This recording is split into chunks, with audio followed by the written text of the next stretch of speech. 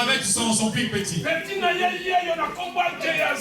son petit était là à ses côtés au nom de Géasi. Voilà pourquoi c'est Géasi. C'est toi son Géasi. Vous êtes Géasi. Vous avez le droit de l'obéir. Vous avez le droit de porter son sac. Vous avez ce droit de soutenir la vision. Vous avez le droit de l'habiller. Dites amen. Est-ce qu'il y a des hommes de foi?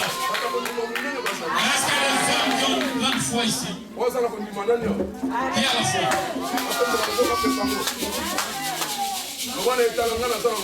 Moi j'ai la foi.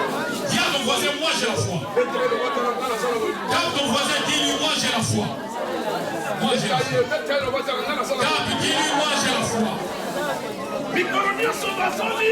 Tous les jours il marche. Un jour, cette femme, il a dit à son mari, c'est que cette femme, il vivait avec sa femme aussi dans la transparence. Et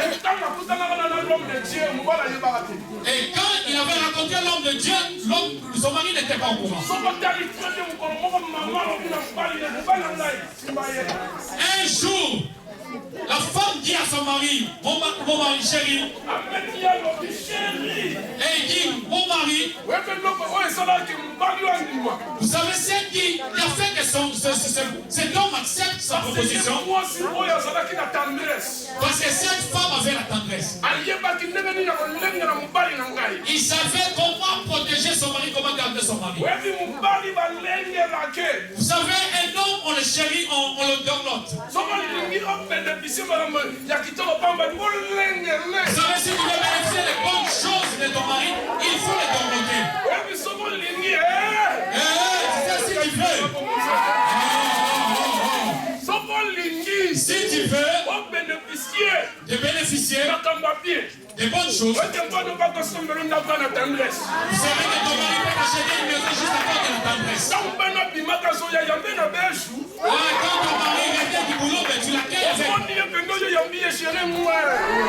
Tu vois ton mari arriver, tu t'approches, tu lui fais un bisou.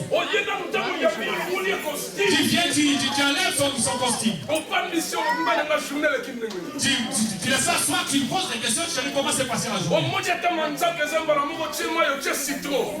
regardes les hommes, tu mets l'eau, tu mets les citrons. Quand il trempe ses pieds dans l'eau, il n'y a pas moyen que l'homme aille dehors. Il n'y a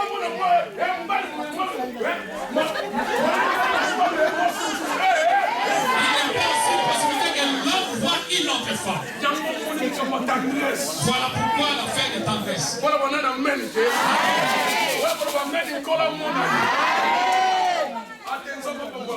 Que Dieu bénisse. Aujourd'hui, je vais voir les hommes et les femmes de foi. Aujourd'hui, quand je parle comme ça, toutes les femmes sont devenues tristes. Et la tendresse aussi, c'est deux côtés. Mais cette femme, vous savez comment il a parlé à son mari? Pour que son mari accepte cette proposition. La femme ne parle pas à son mari à n'importe quelle heure. La femme ne parle pas à son mari n'importe où. Une bonne femme sait à quelle heure il faut parler à son mari. Où est-ce que je peux parler à mon mari? Si tu veux reprocher ton mari, attends quand vous allez vous serrer dans la chambre. Quand il a mangé et tu lui parles avec tendresse, il t'écoute. Quand tu le caresses, il t'écoute. Et quand tu vas parler, lui, il va t'écouter. Mon chéri, je vais le faire. Mon chéri, je vais le faire. Est-ce qu'il n'y a pas de frère ici? Frère, toi, tu n'es pas là.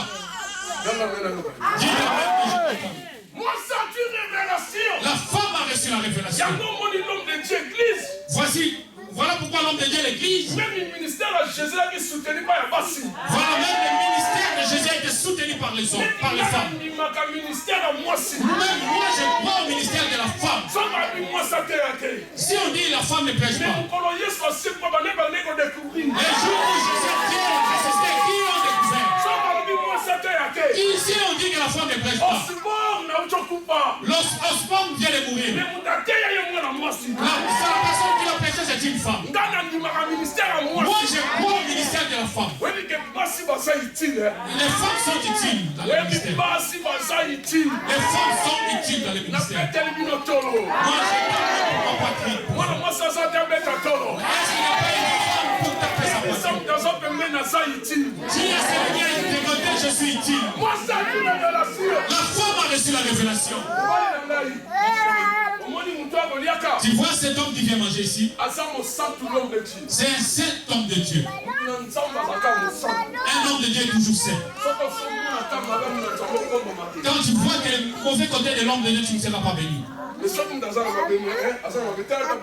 Si il a que les mauvais côtés, mais il a aussi les bons côtés. Mon mari, préparons une chambre.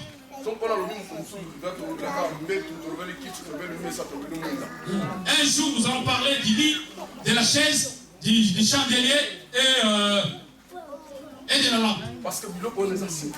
Ces choses-là sont significatives. Ils ont préparé une chambre. Ils ont aménagé une chambre. Ils ont mis un lit, une chaise. Ils ont mis un chandelier. Ils ont mis une table. Et un jour, l'homme de Dieu a mangé. Il était très fatigué, très cassé. Quand il était assis sur la chaise, il somnolait. Il voit le trajet qu'il devait parcourir. Hier, je disais à l'apôtre Michel, je suis allé prêcher à Kibanté dans un quartier bidonville.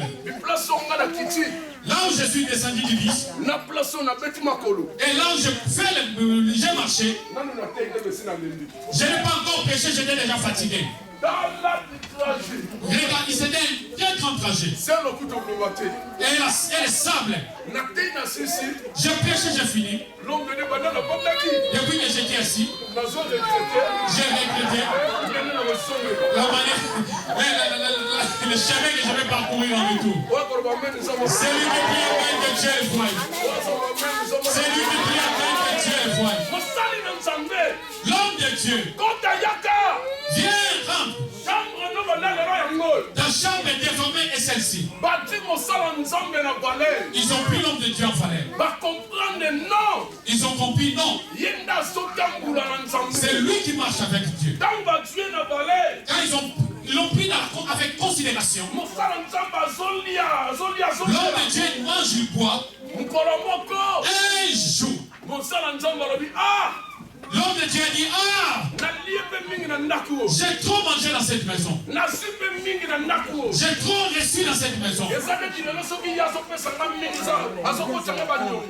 Et c'est comme si quand un frère ou une soeur me donne beaucoup, c'est comme s'il est en train de demander. C'est que lui aussi, il a besoin de recevoir quelque chose venant de ma part. L'homme de Dieu, un jour s'est réveillé. Il a appelé Géasi, serviteur vient. Appelle cette femme qu'il vient. Cette femme, quand elle est arrivée, le serviteur de Dieu l'a regardé. Elle a regardé maman. Je vois la manière dont tu nous as traités. Dans cette maison, nous manquons de rien. Je mange, je bois et je dors. Aujourd'hui, dans cette vie, moi je suis prophète. Je suis connu partout. Dans l'ancien temps, les rois étaient des étiquettes. Le pays était conduit, dirigé par les prophètes. Et le prophète a dit, je vais parler en ta faveur Je vais te parler de premièrement au roi. Que le roi te connaisse. De la manière dont tu es assis.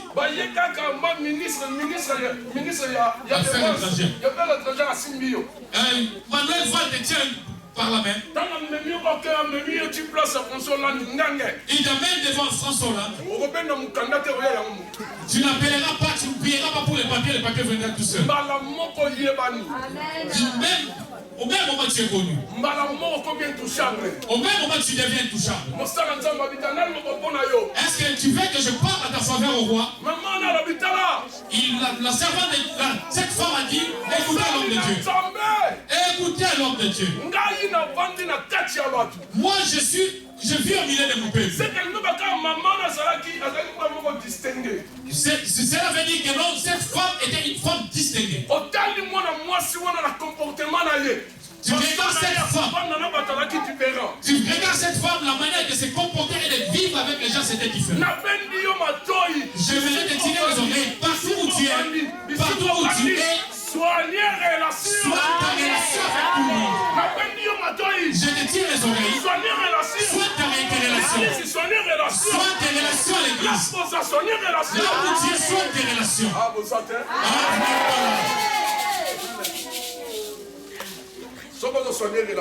Si tu ne soignes pas tes relations, les jours où tu vas, ça tombera sur toi qui viendra te défendre. Si tu ne soignes pas tes relations,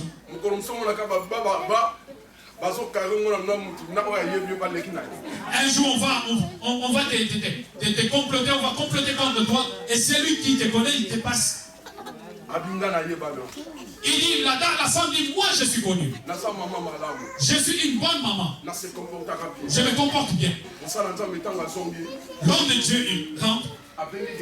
Il appelle Géasi son serviteur. Géasi, depuis que nous sommes venus dans cette maison, nous mangeons. Qu'est-ce qu'on peut faire? Géasi lui dit, papa, homme de Dieu, depuis que nous sommes dans cette maison, je n'ai jamais vu un enfant. Un enfant qui rentre. Un enfant qui casse tout à la maison. Je n'ai jamais vu. C'est que pour cet homme et cette femme, non pas d'enfant. Il n'y a pas d'enfant. À l'homme de Dieu était tourné, il y aura bon. C'est que dans cette maison, l'enfant n'est pas. Entre temps, l'enfant à la maison, ça fait du bien. Vous savez, un enfant qui casse-toi à la maison, ça fait un moment du bien. Vous savez, quand on a fini la prière le vendredi, j'ai vu une maman en train de faire sortir sa poussette. J'ai pris la poussette, je suis en train de pousser. J'ai trouvé ça formidable. Alors j'ai dit, Seigneur, moi aussi je dois pousser une poussette. Ça fait du bien. Et cette maman m'a regardé, m'a dit, pasteur, oh, ça te va bien. Moi aussi j'ai dit Alléluia. La poussette aussi fait du bien.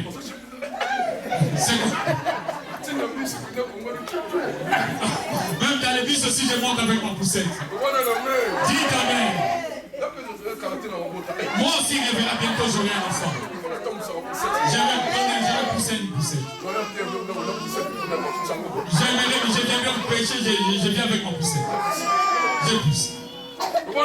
Dites Amen. L'homme de Dieu était fâché au-dedans de lui. Il était fâché au-dedans de lui et sa foi a manqué.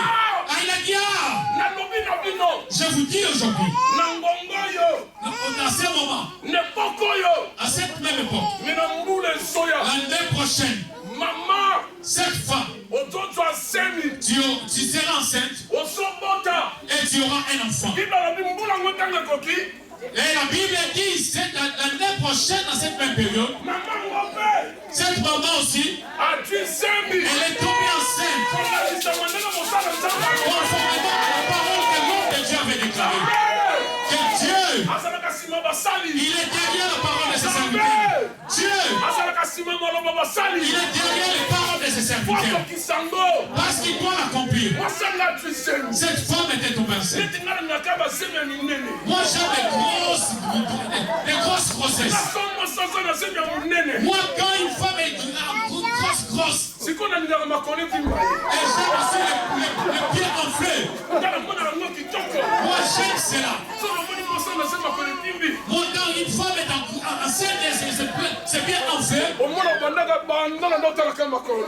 là, depuis là j'observe que ces jambes qui sont enflées. Moi j'aime comme ça, c'est moi qui aime comme ça. Une grosse grossesse. Et les jambes enflées. J'aime ça, je vois ça bien. Dites amen. La femme était tombée enceinte. Oh! Et quand le moment est arrivé, 9 mois est arrivé, au même moment, la femme, elle a accouché. Elle est là, elle est là, la femme.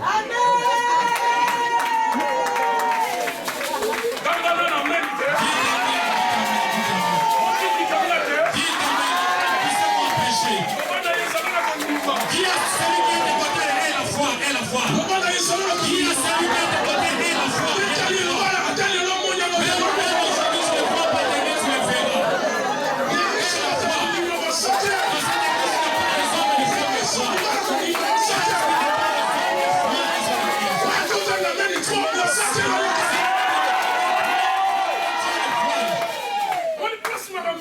Tu vois là où les choses ont commencé. Moi ça tu sais. La femme est tombée enceinte. Elle a accouché. Quand elle est accouchée, l'homme de Dieu, il est parti au travail. Et Géasi aussi. Ils sont partis. Ils travaillent, ils sont allés servir Dieu. L'enfant a grandi comme il a grandi. Esprit nous demande que soit loin de cet enfant. Un jour cet enfant, pendant qu'il jouait avec sa mère, il avait aussi l'affection chez son papa aussi. Voilà, il faut aimer que l'enfant ait l'affection des papas et des mamans. Papa, il faut tout faire aussi pour que l'enfant ait aussi des affections. Un jour l'enfant était, maman, je venais voir mon père. Papa appelait le serviteur. Le serviteur est là. Nous sommes vos serviteurs. Il a appelé son serviteur. Prends cet enfant. Voilà, apporter cet enfant à son papa, à son père là où il était. Ils ont pris l'enfant, ils l'ont amené chez son père. Papa a pris l'enfant, il joue avec l'enfant. Et du coup, l'enfant il mal à la tête. Papa, mal à la tête. Papa a regardé. Je dois chercher un médicament. Je n'ai pas de médicament pour lui donner. L'enfant a crié. Papa, mal à la tête. Et au même moment, papa, il a appelé son serviteur. Il a dit, prends cet enfant. Ramène-le chez sa mère. Le serviteur, il a pris l'enfant, il a ramené l'enfant à sa mère. Ce qui m'a étonné, maman, quand on a apporté l'enfant à sa maman, on a apporté l'enfant à sa maman. Maman a apporté l'enfant. Il a caressé l'enfant, il a dorloté l'enfant comme toute maman fait. Et l'enfant continue à perdre la mort de tête. Homme de Dieu. La Bible me dit, à midi, l'enfant est mort. Maman. Était stérile. Le seul enfant, le seul fils. Et l'enfant est parti. Voilà pourquoi. Voilà pourquoi quand Dieu a dit à Abraham de lui offrir un sacrifice, il n'avait pas dit à Sarah. S'il avait dit ça à Sarah, Sarah n'allait pas accepter. Cet enfant, cet enfant unique que tu m'as donné, tu peux le reprendre. Et cette femme, quand l'enfant est mort, il est mort à 12 ans. J'aimerais aussi vous expliquer aussi pourquoi seulement l'enfant est mort à 12 ans. Je regarde le temps, mon temps est passé. Il ne manque pas d'aimer. L'enfant est décédé. Je suis étonné. Cette femme n'a pas pleuré. Elle n'a pas paniqué. Elle n'a pas bougé. Elle a dit non. Je vais ouvrir la maison. Elle a ouvert la maison. Elle est rentrée dans sa maison. Elle est montée jusqu'à la chambre haute.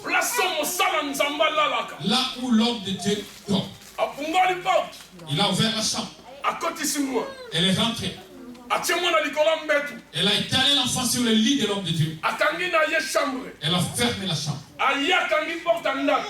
Il est sorti, elle a fermé la porte de la maison.